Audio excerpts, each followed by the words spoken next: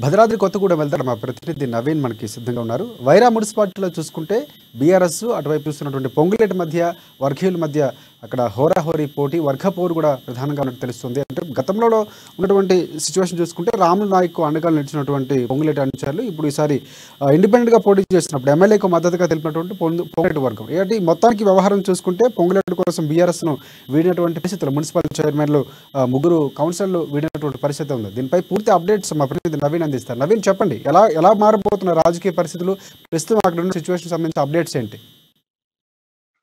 Thank you Raj గారు. ఏదైతే ఖమ్మం జిల్లా వైరా మున్సిపాలిటీలో ఉందో ఈ యొక్క వైరా మున్సిపాలిటీలో అధికార బీఆర్ఎస్ పార్టీ కౌన్సిలర్లకు అదే విధంగా పొంగులేటి వర్గ కౌన్సిలర్లకు అయితే వాడి వేడిగా వర్గ విభేదాలు అయితే ఉన్నట్టుగా మనం చూస్తున్నాం. ఏదైతే ఇది ఎమ్మెల్యే రాములు నాయక్ ఇండిపెండెంట్ గా పోటీ చేసినప్పుడు ఈ యొక్క పొంగులేటి వర్గం అయితే ఆయనకి సపోర్ట్ గా నిల్చున్నట్టుగా కూడా చూడొచ్చు. అయితే ఎప్పుడైనా అధికార బీఆర్ఎస్ పార్టీలోకి వచ్చారో తర్వాత వీరందరూ కూడా కలిసి పని చేసుకున్నట్లుగా కూడా చూడొచ్చు. అయితే ఏదైతే తర్వాత ఇప్పుడున్న రాజకీయ పరిస్థితుల నేపథ్యంలో ఇప్పుడు ఏదైతే పొంగులేటి శ్రీనివాస్ రెడ్డి అధికార బీఆర్ఎస్ కి వ్యతిరేకంగా తన గళా వినిపించి ఆయన పార్టీ నుంచి బయటకు వచ్చిన నేపథ్యంలో ఎవరైతే వైరా మున్సిపల్ చైర్పర్సన్ ఉన్నారో ఇది వైరా మున్సిపల్ చైర్పర్సన్ ఆయనతో పాటు మరొక ముగ్గురు అయితే ఈ యొక్క పొంగులేటి ఆయన వెంటే నడిచినట్లుగా మనం చూడొచ్చు. ఈ యొక్క చైర్పర్సన్ వైరా మున్సిపల్ చైర్పర్సన్ పై అధికార పార్టీ బీఆర్ఎస్ నేతలు ఎప్పుడైతే పొంగులేటి వర్గం వైపు వెళ్ళినప్పటికీ ఆయన మీద ఏదో ఒక విధమైనటువంటి వ్యతిరేక కార్యక్రమాలకు పాల్పడుతున్నట్టుగా కూడా చూడొచ్చు. ఏదైతే ఈ వైరా మున్సిపల్ చైర్పర్సన్ పై అవినీతికి పాల్పడుతున్నట్టుగా కూడా ఈ యొక్క అధికార బీఆర్ఎస్ కౌన్సిల్ కలెక్టర్ కు కంప్లైంట్ ఇచ్చి ఆ తర్వాత పోలీస్ స్టేషన్ లో కూడా కంప్లైంట్ చేసినట్టుగా మనం చూడొచ్చు. అయితే మొత్తంగా అనుకుంటే ఈ యొక్క వైరా మున్సిపాలిటీలో ఈ యొక్క మొత్తం మున్సిపాలిటీలు 20 ఉండగా దాంట్లో అప్పుడు జరిగిన ఎలక్షన్ లో 17 వార్డులలో కూడా అధికార బీఆర్ఎస్ పార్టీ గెలిచింది. దాంతో పాటు 2 ఒకటి సిపిఎం అయితే గెలిచిన నేపథ్యంలో సిపిఎం వార్డు కౌన్సిలర్ ఇప్పుడు అధికార పక్షంలోకి వచ్చి ఇప్పుడు ఇది అధికార బీఆర్ఎస్ పార్టీకి అధికార బీఆర్ఎస్ పార్టీ సీట్లుగా అదే విధంగా 2 కాంగ్రెస్ కు సంబంధం ఉన్నాయి.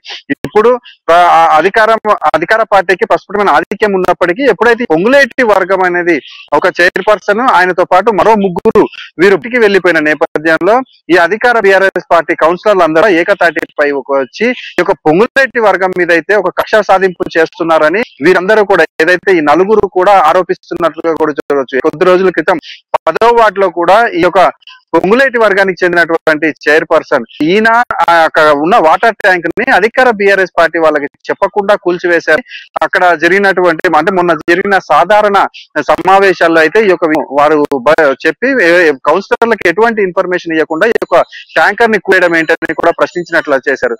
అయితే ఈ యొక్క మొన్న జరిగిన సాధారణ ఒక కొద్ది రోజులకి జరిగినటువంటి సాధారణ కౌన్సిల్ సమావేశంలో అయితే వీరందరూ అంటే ఇటు పొంగు వర్గము అదే విధంగా అధికార బీఆర్ఎస్ పార్టీ కౌన్సిలర్లు అయితే ప్లకార్డ్స్ అంటే పోటాపోటీగా ఈ ఇరువురు కూడా ప్లకార్డ్స్ ప్రదర్శించారు. ఈ యొక్క సమావేశానికి వైరా ఎమ్మెల్యే రాములు నాయక్ కూడా అక్కడ వచ్చారు. అయితే రాములు నాయక్ అందరికి కౌన్సిలర్ను ఉద్దేశించి ఎవరు కూడా ఇటువంటి చర్యలు చేపట్టద్దని అందరూ కూడా ఎవరికి వారు చేసుకోవాలని వారి వార్డు అభివృద్ధికి చేసుకోవాలని అయితే ఎమ్మెల్యే సూచించినప్పటికీ కూడా అధికార బీఆర్ఎస్ కౌన్సిలర్లు అయితే ఆయన మాట వినలేదని చెప్పొచ్చు. ఎందుకంటే సమావేశం జరిగిన అనంతరం కూడా ఈ యొక్క కౌన్సిలర్ పై అయితే పోలీస్ స్టేషన్ లో కేసు కూడా నమోదు చేశారు.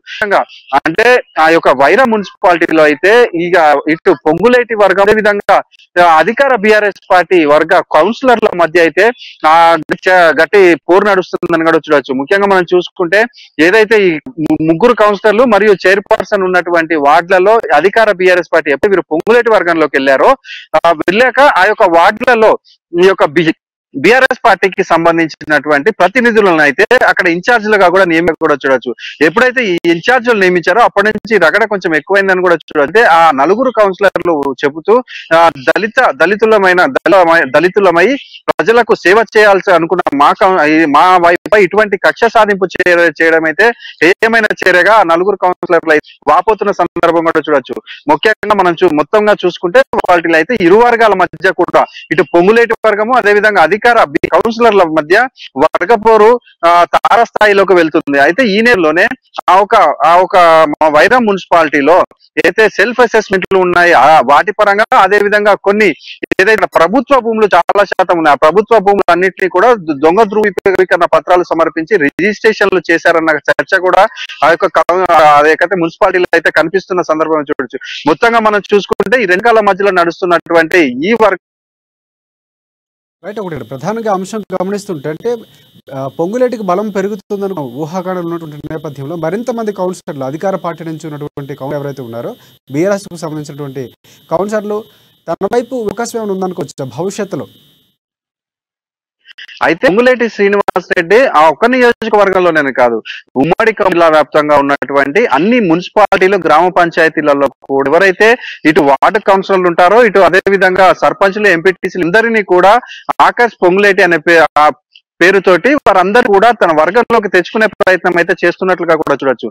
ముఖ్యంగా ఏదైతే ఈ మున్సిపాలిటీలలో ఉన్న కౌన్సిలర్లని అది అంటే ఆయన ఉన్న ఏ విధంగా అంటే అది డబ్బు పరంగానా లేదా మరో పరంగానా ఏదో విధంగా అయితే ఆయన వర్గంలోకి తెచ్చుకునే ప్రయత్నం చేసి ఈ యొక్క వచ్చే రాబోయే ఎన్నికలలో అయితే తన బలాన్ని పెంచుతామని పొంగులేటి అయితే ఒక కార్యాచరణ కూడా చేసుకున్నట్లుగా కూడా ఎందువలన అంటే ఆయన మొన్న చెప్పిన కొన్ని మాటల ప్రకారం ఈ యొక్క ఎన్నికలలో అధికార బీఆర్ఎస్ పార్టీని ఒక్కరిని కూడా అసెంబ్లీ గేట్ ను తాకనివ్వనన్న సందర్భంలో ఈ జిల్లా వ్యాప్తంగా ఉన్నటువంటి ప్రతి ఒక్క ఏదైతే కొంచెం జనబలం ఏ ఒక్క నాయకుడిని కూడా వదులుకునే పరిస్థితుల్లో అయితే పొంగులేటి కనిపించట్లేదు.